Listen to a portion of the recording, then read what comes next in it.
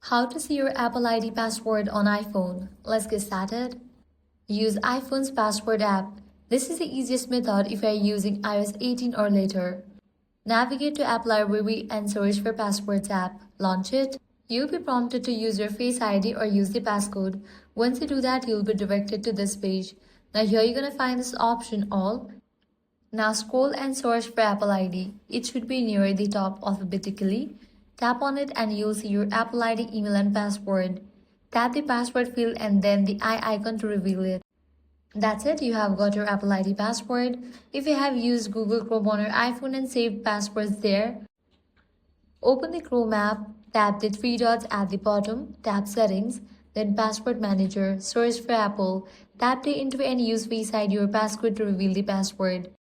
If you can't view the password but still have access to your account, open Settings, tap on your Apple ID at the top, tap Sign In and Security.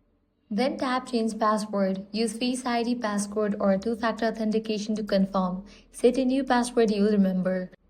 Once changed, you can go back to Passwords app or Chrome to view and save it again. And that's how to view or recover your Apple ID password directly. If this guide helped you out, do not forget to like, share and subscribe.